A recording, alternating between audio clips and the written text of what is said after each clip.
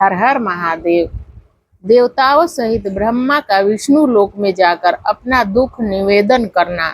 श्री विष्णु का उन्हें शिव से क्षमा मांगने की अनुमति दे उनको साथ ले कैलाश पर्वत पर जाना तथा भगवान शिव से मिलना। नारद जी ने कहा, विधाता महाप्राज्ञ, आप शिव तत्व का साक्षात्कार कराने वाले हैं। आपने यह बड़ी अद्भुत एवं रमणीय शिव लीला सुनाई है। तात वीर वीरभद्र जब दक्ष के यज्ञ का विनाश करके कैलाश पर पर्वत पर चले गए तब क्या हुआ, यह हमें बताइए।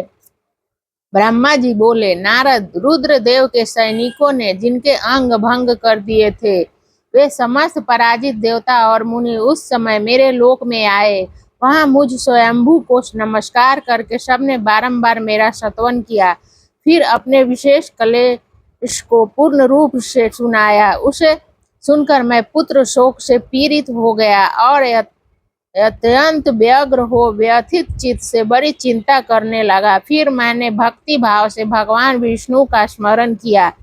इससे मुझे यह समयोचित ज्ञान प्राप्त हुआ। तदंतर देवताओं और मुनियों के साथ मैं विष्णु लोक में गया और वहां भगवान विष्णु को नमस्कार एवं नाना प्रकार के स्रोतों द्वारा उनकी स्तुति करके उनसे अपना दुख निवेदन किया। मैंने कहा, देव, जिस तरह भी यज्ञ पूर्ण हो, यजमान जीवित हो और समस्त देवता तथा मुनि सुखी हो जाए, वैसा उपाय कीजिए। देव देव रमानाथ देव सुखदायक विष्णु, हम देवता और मुनि निश्चय ही आपकी शरण में आए हैं। मुझ ब्रह्मा की यह बात सुनकर भगवान लक्ष्मीपति विष्णु, जिनका मन सदा शिव में लगा रहता है और जिनके हृदय में कभी दीनता नहीं आती, शिव का स्मरण करके इस प्रकार बोले। श्री विष्णु ने कहा, देवताओं, परम समर्थ तेजस्वी पुरुष से कोई अपराध बन जाए तो भी उसके बदले में अपराध करने वाले मनुष्य के लिए वह अपराध मंगलकारी नहीं हो सकता।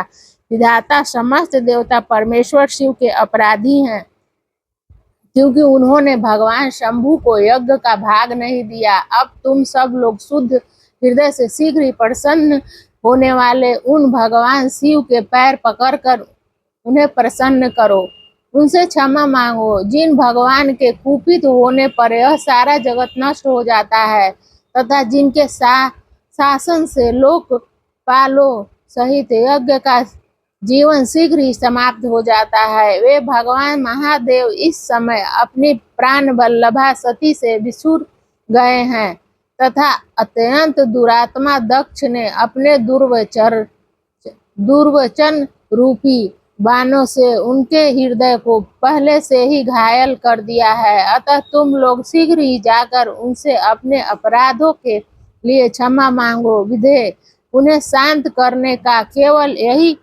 सबसे बड़ा उपाय है। मैं समझता हूँ ऐसा करने से भगवान शंकर को संतोष होगा। यह मैंने सच्ची बात कही है। ब्राह्मण, मैं भी तुम सब लोगों के साथ शिव के निवास स्थान पर चलूंगा और उनसे क्षमा मांगूंगा। देवता आदि सहित मुझ ब्रह्मा को इस प्रकार आदेश देकर श्री हरि ने देवगणों के साथ कैलाश पर्वत जाने का विचार किया। तदंतर देवता, मुनि और प्रजापति आदि जिनके स्वरूप ही है, वे श्री हरि उन सबको साथ ले अपने बैकुंठ धाम से भगवान शिव के शुभ निवास गिरि श्रेष्ठ कैलाश को गए। कैलाश भगवान शिव को सदा ही अत्यंत प्रिय है। मनुष्यों से भिन्न किन्नर, अप्सराएं और योग सिद्ध महात्मा पुरुष उसका भली भांति सेवन करते हैं तथा वह पर्वत बहुत ही ऊंचा है। उसके निकट रुद्रदेव के मित्र कुबेर की अलका नामक महादिव्य एवं रमणीय पुरी है, जिसे सब देवताओं ने देखा। उस पुरी के पास ही सौगंधिक वन भी देवताओं की दृष्टि में आया, जो सब प्रकार के वृक्षों से हरा भरा एवं दिव्य था। उसके भीतर सर्वत्र सुगंध फैलाने वाले सौगंधिक नामक कमल खिले हुए थे।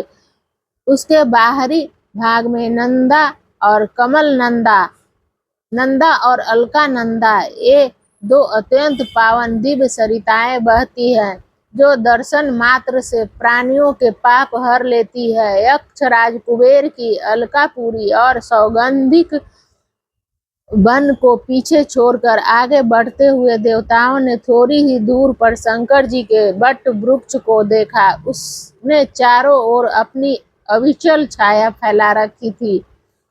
वह वृक्ष 100 योजन ऊंचा था और उसकी शाखाएं 75 योजन तक फैली हुई थी। उस पर कोई घोंसला नहीं था और ग्रीष्म का ताप तो उससे सदा दूर ही रहता था। बड़े पुण्य आत्मा पुरुषों को ही उसका दर्शन हो सकता था। वह परम रमणीय और अत्यंत पावन है। वह दिव्य वृक्ष भगवान शंभु का योग स्थल है। योग के द्वारा सेव्य और परम उत्तम है। भिक्षुओं के आश्रय भूत उस महायोगमय वट वृक्ष के नीचे विष्णु आदि सब देवताओं ने भगवान शंकर को विराजमान देखा। मेरे पुत्र महासिद्ध सनकादि जो सदा शिव भक्ति में तत्पर रहने वाले और शांत हैं, बड़ी प्रसन्नता के साथ उनकी सेवा में बैठे थे। भगवान शिव का श्री विग्रह परम शांत दिखाई देता था। उनके सखा कुबेर जो कुटुंबजनों के साथ सदा विशेष रूप से उनकी सेवा किया करते हैं, वे परमेश्वर शिव उस समय तपस्वी जनों को परम प्रिय लगने वाला सुंदर रूप धारण किए बैठे थे। भस्म आदि से उनके अंगों की बड़ी शोभा हो रही थी। भगवान शिव अपने वत्सल स्वभाव के कारण सारे संसार के सुहृद है। नारद उस दिन वे एक कुशा पर बैठे थे और सब संतों के सुनते हुए तुम्हारे प्रश्न करने पर तुम्हें उत्तम ज्ञान का उपदेश दे रहे थे। वे बायां चरण अपनी दाईं जांघ पर और बायां हाथ अपने घुटने पर रखे, कलाई में रुद्राक्ष की माला डाले सुंदर तर्क मुद्रा से विराजमान थे।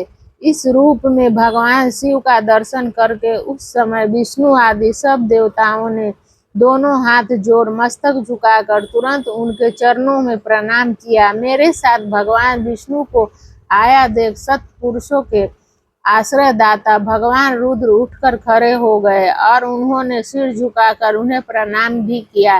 फिर विष्णु आदि सब देवताओं ने जब भगवान शिव को प्रणाम कर लिया तब उन्होंने मुझे नमस्कार किया। ठीक उसी तरह जैसे लोगों को उत्तम गति प्रदान करने वाले भगवान विष्णु प्रजापति कश्यप को प्रणाम करते हैं, तत्पश्चात देवताओं, सिद्धों, गणाधीशों और महर्षियों से नमस्कृत तथा स्वयं भी श्री विष्णु को एवं मुझको नमस्कार करने वाले भगवान शिव से श्री हरि ने आदर पूर्वक वार्तालाप आरंभ किया। हर हर महादेव।